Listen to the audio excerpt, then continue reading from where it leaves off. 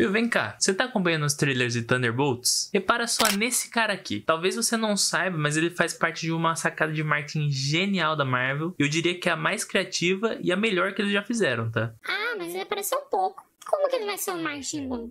Calma aí, paizão. Calma que não é bem isso que você tá pensando. Fala, rapaziada, eu sou o Giovanni, bem-vindos ao canal Dark Knight e vamos voltar um pouquinho no tempo. Vamos voltar para aproximadamente 1999, ano de nascimento desse que vos fala. Na edição número 9 do Demolidor, lançada em julho de 99, a Marvel soltou um comunicado nas notas ali, nas cartas dos leitores. Eles soltaram uma nota dizendo: gostaríamos de enviar nossos desejos de melhoras ao Art Rosen e sua família. Art, para leitores mais jovens que não o conhecem, foi imprescindível nos anos de formação da Marvel, trazendo alguns dos desenhos mais influentes, mas pouco conhecidos dos quadrinhos. Bom, o que dá pra entender, esse Art Rosen era um desenhista que trabalhava junto com o Stan Lee e o Jack Kirby lá nos primórdios da Marvel, nos primeiros quadrinhos que a Marvel lançou nesse formato de universo Marvel. E aí, em 99, ele estava passando por um momento delicado de saúde. E aí os fãs mais ferrenhos da Marvel começaram a coçar a cabeça, né, pensando, pô, se esse cara era tão importante assim, como que eu nunca tinha ouvido falar dele, né? Pois bem, passou-se o tempo e na edição de abril de 2000 da revista Wizard, a revista mais influente sobre quadrinhos aí do mundo, foi publicado um obituário dizendo que o Art Rosen havia nos deixado em janeiro de 2000. E nesse obituário, a Wizard trouxe as palavras de ninguém mais, ninguém menos que o próprio Stan Lee. E aqui abre aspas. Nós éramos próximos, mas eu não soube nada de arte por muitos anos. Foi um choque pra mim. E pra ele ter falado essas palavras, o cara provavelmente era importante mesmo e acabou ficando esquecido aí junto com outros autores aí da Marvel. Não é como se fosse a primeira vez que o Stan Lee tivesse feito isso, né?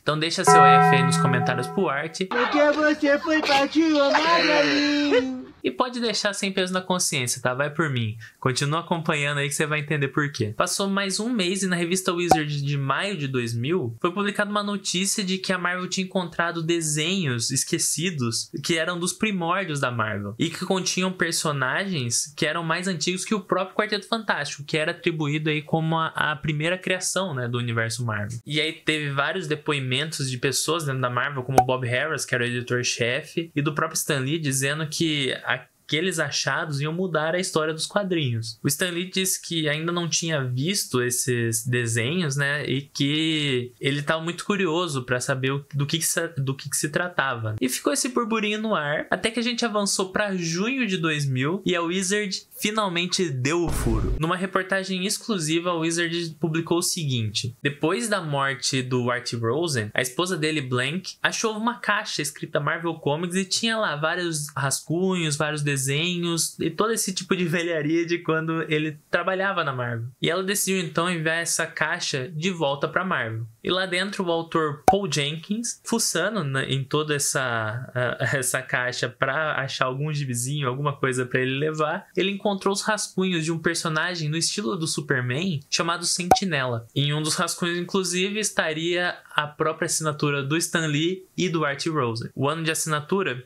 1961. E isso faria o Sentinela ser a real primeira criação do universo Marvel. O mais curioso disso tudo é que ninguém parecia lembrar desse personagem.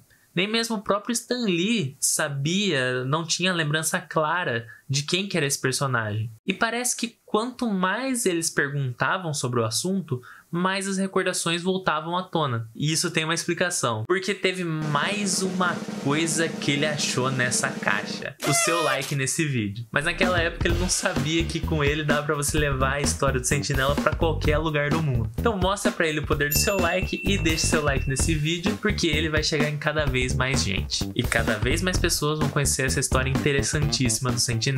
Nessa época, o Jenkins, ele tava com uma parceria com um ilustrador chamado Jay Lee, e eles estavam fazendo uma série do Namor. E descobrindo todo esse mistério do Sentinela, eles decidiram parar essa série por um tempo, deixar ela na geladeira e trabalhar em uma minissérie do próprio Sentinela, até para aproveitar todo o hype que estava sendo criado em cima dessa história. E essa série conta sobre o Bob Reynolds e todo o seu retorno como Sentinela. Tanto o Bob quanto seu alter ego de herói foram apagados da memória coletiva por conta de seu grande poder e de uma conexão única que ele tinha com o vilão chamado Vácuo. Bob então recupera sua memória e tenta recuperar a memória de seus amigos heróis daquela época que eles eram tão próximos. E ele ele tenta desesperadamente fazer os amigos lembrarem dele, justamente porque o vácuo estava retornando. Ela foi inicialmente publicada em 5 números e foi estendida para mais 5, sendo 4 contando o envolvimento que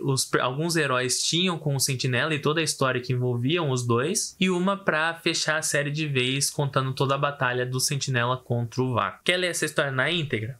Ela foi publicada recentemente nesse encadernado da Panini, Sentinela, quem é o Sentinela? E aqui tem todos esses números, desde a minissérie original, esses tie-ins ou esses one-shots aí que complementam a história e a batalha final também. Então todos estão nesse encadernado. Muito bem. E aí você deve estar se pensando, pô, que história maneira, né? Eles descobriram um herói esquecido da Marvel e era tão antigo quanto o Quarteto Fantástico, foi quase um achado arqueológico ali da Marvel, né? Mas por que ele não é tão conhecido hoje em dia? Pois é, curioso, né? E a resposta para essa pergunta veio numa edição, adivinha, da Wizard. Na edição de maio de 2021, a revista publicou uma matéria dizendo que toda a história envolvendo Sentinela era, na verdade, uma jogada de marketing da Marvel.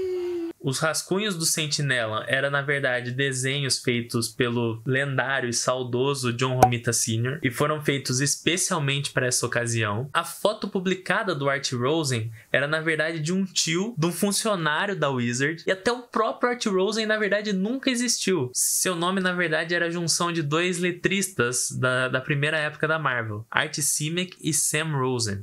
É meio anticlimático, né? Aí você me pergunta, por que caralhos a Marvel enganaria os leitores assim? Bom, qual que é o principal objetivo de qualquer jogada de marketing? Alavancar as vendas. E a chave para você entender por que essa jogada de marketing deu tão certo tá em 2 principais fatores. O primeiro é o bom e velho a curiosidade matou o gato. Todo leitor da Wizard que se deparava com essa história de ter, igual eu falei, como se fosse um achado arqueológico da Marvel ali, acabava ficando curioso para saber qual que seria o desfecho dessa história. E também de saber do que se tratava aquele herói, né? Isso independentemente se era um leitor assíduo da Marvel ou não. Todo mundo que lia a revista ou que sabia das notícias tinha vontade de acompanhar o que estava acontecendo. E o segundo ponto tem a ver com a conexão que os leitores sentem com os personagens que estão dentro do gibi. Por conta das HQs, principalmente de heróis, serem séries longas, muitos eventos acabam não tendo uma consequência, um peso muito forte no universo. Muitos grandes eventos que acontecem aí são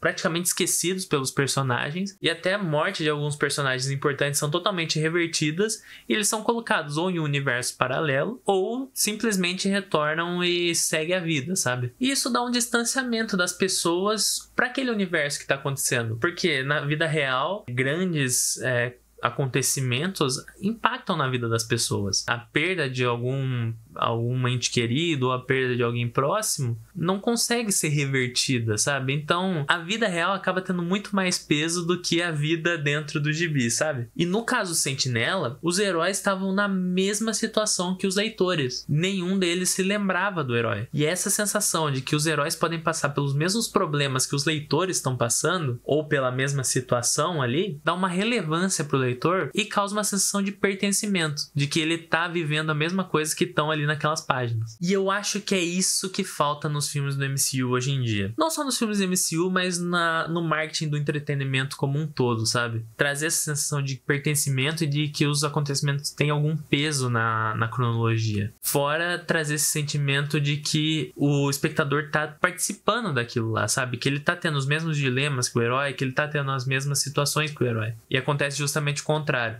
Cada vez mais o MCU se distancia dos espectadores. E eles estão perdendo uma baita oportunidade, inclusive. Porque o Sentinela e o Vácuo vão aparecer em Thunderbolts. E eu acho que eles podiam até reviver esse boato, sabe? Ah, mas já tá manjado, já aconteceu. Todo mundo ia saber o que é, etc. Mas é aí que tá o pulo do gato. Isso seria um aceno para todos os fãs que conhecem essa história de que quem tá trabalhando no MCU são pessoas como a gente. São fãs de quadrinhos que conquistaram o sonho de trabalhar com esse universo. Só isso já nos conecta com o filme, porque dá a sensação de que foi feito de um fã pra outro. Mas eu não trabalho no departamento de marketing da Marvel, né? Eu sou só alguém que gosta do universo Marvel, e gosta tanto da editora quanto do Marvel Studios e quer o melhor pra ela, né? Então sou todo no meu pitaco aqui. Então vamos continuar nesse clima de conversa de botequim e coloca aí nos comentários o que você achou dessa história e o que você acha que falta pra dar aí um tempero na publicidade do MCU. Até porque o MCU não anda tão bem das pernas assim com relação à audiência, né? O Capitão América Admirável Mundo Novo saiu recentemente e aí não teve uma recepção tão calorosa assim. Se você não assistiu ainda, tem análise minha aqui no canal, só dá uma olhada nela e você pode ir preparado para a sala de cinema, ok? Então muito obrigado para você que assistiu até aqui, valeu, falou, abraço!